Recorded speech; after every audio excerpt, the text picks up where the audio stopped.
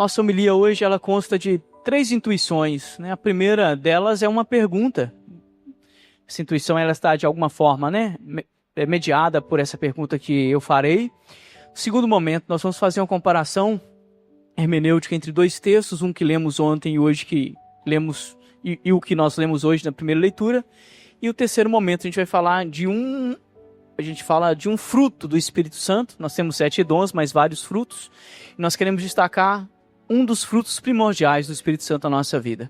Então, iniciando com a pergunta, bom, vamos pensar assim, há 2000 anos atrás, tinha lá, junto com Maria, os discípulos de Jesus e os 11 apóstolos, né? Porque a gente sabe que Judas já não estava mais entre eles, reunidos num lugar, alguns chamam de cenáculos, onde aconteceu o evento de Pentecostes.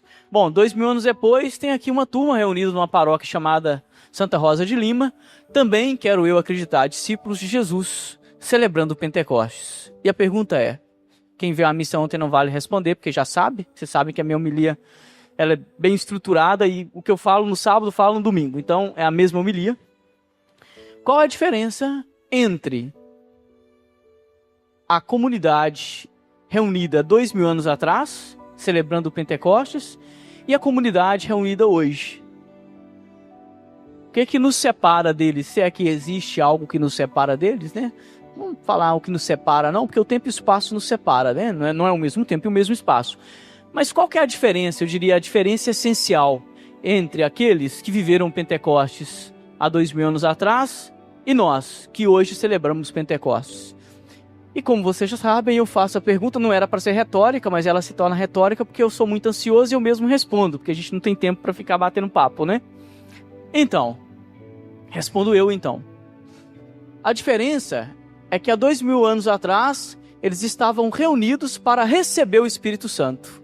E hoje nós estamos reunidos porque nós já recebemos o Espírito Santo. Essa é a diferença. A diferença é que há 2000 anos atrás, eles estavam reunidos para receber o Espírito Santo de Deus, enviado por Jesus. E hoje nós estamos reunidos em nome e pela graça do Espírito Santo. Essa é a diferença. E por que é importante falar isso? Porque às vezes quando nós celebramos essas festas, né, as pessoas, às vezes por falta de ilustração teológica, ilustração litúrgica, ou de uma boa catequese, elas fazem alguns comentários, né, ou realmente pensam, não é só fazer o comentário, pensam, né, de uma forma equivocada. Ah não, hoje eu vou lá na igreja porque a gente vai receber o Espírito Santo, é Pentecostes. Filho, o Espírito Santo você recebeu no batismo, quando você fez a opção por Cristo. E você só está aqui hoje porque é o Espírito que te move. Daí vai dizer Paulo hoje na carta aos Coríntios, ninguém pode proclamar o nome de Jesus se não for pela graça do Espírito. Paulo não diz isso? Só o fato de você falar o nome de Jesus e falar com propriedade ou falar com espiritualidade, isso já é a ação do Espírito Santo. Então, guardem bem isso, porque isso já é um pouco o link para a nossa terceira parte da homilia. Segunda parte da homilia, eu quero fazer uma comparação entre 2 textos. Eu sempre faço isso, não é uma comparação exegética, é mais uma comparação hermenêutica, porque a gente não tem tempo de fazer exegese em liturgia eucarística, né? É muito mais complicado. Então vamos mais para a hermenêutica, que é uma comparação mais simplória, mas que é o que importa para a gente aqui. Ontem, na missa da vigília, que por sinal foi belíssima, parabéns aos que se prepararam, nós lemos um texto na primeira leitura, e é o famoso texto da Torre de Babel. Conhecem, já ouviram falar do texto da Torre de Babel?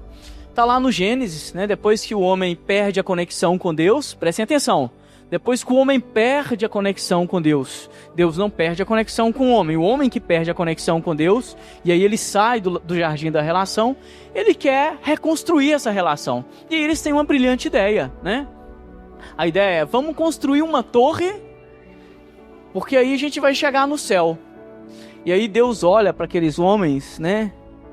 E diz assim, pobres de vocês, vocês pensam mesmo que podem chegar ao céu por sua própria força? Pobre de vocês, vocês pensam mesmo que vocês podem possuir Deus? Não é vocês que vêm ao céu, eu que vou à terra. Não é vocês que me possuem. Se alguém tem que possuir alguém, sou eu que sou o Criador. E aí o que Deus faz? Manda um espírito de confusão, as línguas Antes falavam uma só, as línguas elas então se tornam plurais, e aí não conseguem construir a torre, porque se eu estou construindo e não tem comunicação, se eu peço tijolo e você me entrega martelo, e eu peço martelo e você me entrega cimento, tem como construir alguma coisa? Então esse espírito de confusão que acontece lá no Antigo Testamento, ele está contraposto ao espírito de unidade que nós escutamos hoje. No Antigo Testamento falava uma língua só, e um espírito de confusão faz com que eles não se entendam, então eles não podem chegar a Deus. No Novo Testamento eles falam várias línguas, e o Espírito Santo faz com que cada um, a partir da sua língua, entenda uma mesma mensagem. Bonito, né? Então esses textos eles estão contrapostos. Para dizer, bom, não é você que chega até mim, é eu que vou até você, e não é você que me possui, eu que te possuo. É uma mensagem muito bonita. O terceiro ponto da nossa homilia, partindo de tudo isso, existe um fruto do Espírito Santo, existem vários frutos. A igreja organiza, mais que a igreja organiza, a igreja recebe como revelação algumas coisas, e para nós os 7 dons é a revelação, né? Uma revelação. E esses 7 dons, eles frutificam em vários, vale a redundância, em vários frutos. E nós conhecemos alguns que a igreja proclama. Por exemplo, um dos frutos proclamados pela igreja é a alegria. Aquele que recebeu o Espírito Santo de Deus, mesmo em situações de catástrofe, é capaz de manter uma certa paz, uma certa alegria. Já contei para vocês vários casos que me espantam, de pessoas com câncer terminal, deixando família, e que eu vou fazer a unção e eu saio de lá quase chorando, porque eu falo, meu Deus do céu, não tenho nem 1% da força que essa pessoa tem. Tem vários frutos, alegria, mas um deles, eu penso que é o fruto primordial, fruto, eu diria, o mais importante e a base de tudo. E está aí neste texto que nós acabamos de comentar. É o espírito de comunhão e de fraternidade. Pentecostes é isso. São pessoas diferentes, não é isso? Diversas culturas, diversas línguas que se unem a partir de um mesmo espírito. O que nós podemos tirar daí? Ao pensar o fruto primordial do Espírito Santo como a comunhão, a primeira consequência é, onde há divisão não existe Espírito Santo. E aí os padres da igreja, quando eu falo os padres da igreja, eu estou falando da teologia do ano 100 depois de Cristo até mais ou menos o ano 600, 700, que nós começamos a pensar uma escolástica. Então isso eu chamo de padres da igreja. Ambrósio, Justino, Agostinho, Tomás não entra aí, Tomás é um teólogo medieval.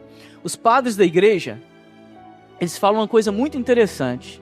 Eles falam assim, o que os romanos e o que os judeus não fizeram com Cristo ao crucificá-lo, nós cristãos fizemos. O que os romanos e os judeus não fizeram com Cristo ao crucificá-lo?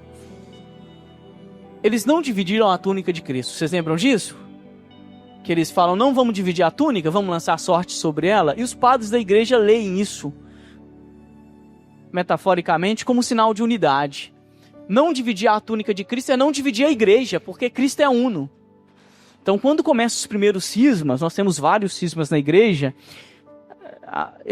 não é uma crítica, vamos falar assim, pirracenta não, mas é uma crítica construtiva. O contato que eu tenho com a história que se ensina no Brasil, com todo respeito, é uma história muito rasa. Então, por exemplo, a gente não vê bem aquilo que é a antiguidade tardia, é das possíveis nomenclaturas, tá? Sei que tem historiadores que têm divergência com isso. Mas nós não estudamos isso, então a gente fica só com o cisma luterano. Mas cismas na igreja sempre existiram. A partir da pentarquia, que eu não vou entrar nisso.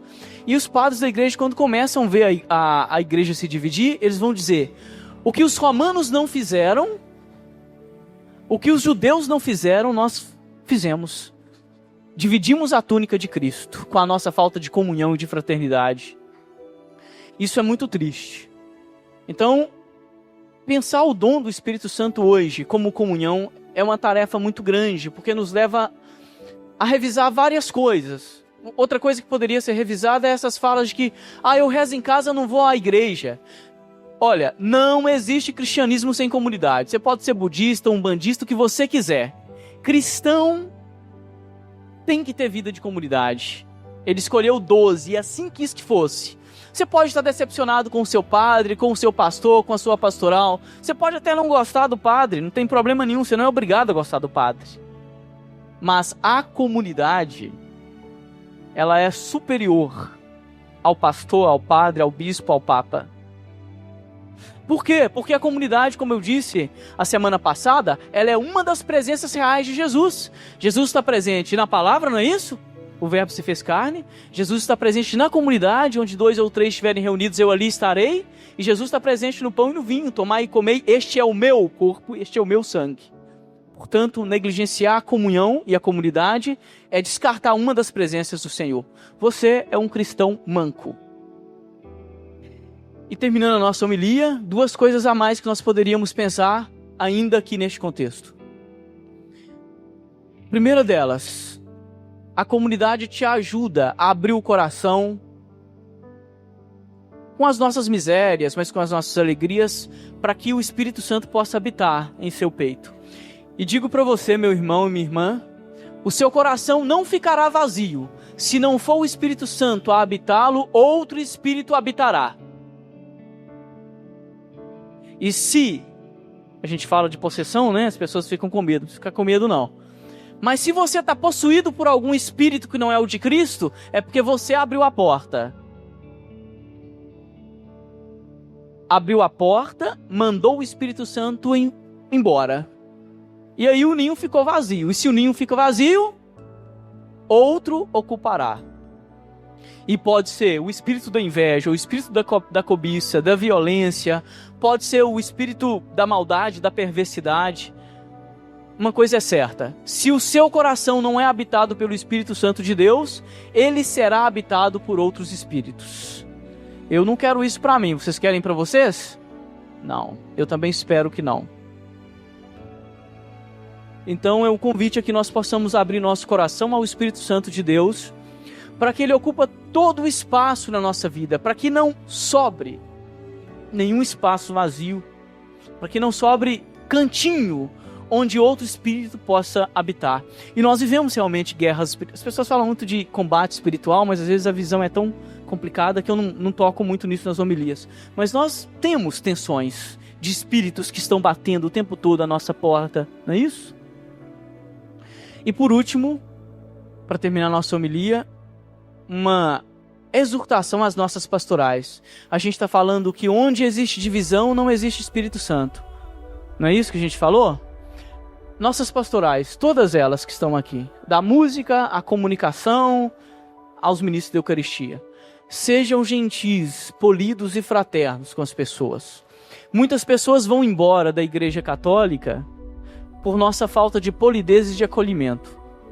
Quero recordar que há 6 anos atrás, quando eu entrei nessa paróquia, eu adotei como lema da minha ação pastoral aqui, a verdade na caridade e a caridade pela verdade.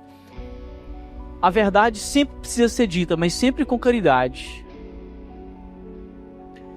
Nós não precisamos ser agressivos para dizer a verdade. Não confundam a nossa seriedade ou a minha seriedade. Por exemplo, eu tenho realmente uma tendência a ser mais sério, mais firme nas coisas. Isso tem a ver com um conjunto de coisas. Criação de família, vivência, responsabilidade, meu papel como pároco, meus traços de personalidade, que a gente pode falar assim, né? A gente não usa muito isso, mas tudo bem. O meu temperamento, tudo isso faz parte da nossa forma de ser. Ser mal educado, grosso e ranzinzo é uma opção sua. E o cristão, ele precisa ser tocado pelo Espírito de Cristo para que ele possa ir realmente promovendo comunhão. E as nossas pastorais precisam retomar isso. Não tenham medo de falar a verdade com as pessoas. Às vezes tem coisa que te incomoda. Ao invés de falar pelos cantos ou de publicar coisas, indiretas, que é uma coisa tão feia, chame a pessoa, como nos pede o Evangelho, senta com a pessoa, conversa. Não tenha medo de dizer a verdade, mas nunca faça isso com agressividade, porque nós estamos separando ou rasgando a túnica de Cristo. Promovam em todos os lugares a fraternidade. Este é o sinal de que o Espírito Santo habita o nosso coração, a comunhão. Daqui a pouquinho vocês vão entrar na fila, não é isso? Para o quê? Pessoal, é isso mesmo, o Theo tá afiado. O Theo falou, para comungar, né? E eu gosto dessa palavra que o Theo falou, que é meu amigo de vários anos já, né, Theo? Nós temos amizade, né? Forte, não é isso? Quase 6 anos, né? Pois é, isso que o Theo falou, que é a palavra comungar, eu gosto muito dessa palavra mais do que tomar a comunhão. Tá vendo como o Espírito Santo agiu lá no coraçãozinho do Theo? Porque ninguém toma comunhão. A comunhão não é uma coisa para ser tomada. A comunhão é uma coisa para ser feita. Por isso que eu entro na fila para comungar. Agora digam-me uma coisa. Se você despreza a comunidade, presença de Deus no irmão, se você negligencia ou usa as escrituras a seu bel prazer, não está em comunhão com a palavra, que direito tem você de entrar na fila para comungar? A comunhão que vocês recebem, que nós recebemos do corpo e o sangue do Senhor, ela só pode realmente ser feita se nós vivermos a comunhão com o irmão e a comunhão com a palavra. É por isso que em 15 anos de padre eu nunca celebrei uma missa saltando o rito da paz. E se ele não é feito sempre faço no momento que tem que ser feito, porque o missal prescreve, eu faço no final. Por quê? Porque não tem sentido nenhum você vir sentar aqui e não conhecer a pessoa que está do seu lado. Que irmão é esse que não diz boa noite e que nem conhece a pessoa que está sentada do seu lado? Que não é capaz de dar um abraço na pessoa que está do seu lado? Que comunhão é essa? Se você não tocou o corpo do seu irmão e o corpo da sua irmã, não é digno de tocar o corpo de Cristo. Ponto. É assim que a nossa igreja celebra Pentecostes. Reforçando a comunhão. Como dizia Santo Agostinho, né? Santo Agostinho dizia: nas coisas duvidosas, a prudência. Agostinho dizia, nas coisas duvidosas, a prudência. E aí ele falava, né? Nas coisas que precisam ser como são, né? Significa naquilo que seria o direito, que se aplica o direito. Mas em tudo, nós precisamos viver a comunhão e a caridade.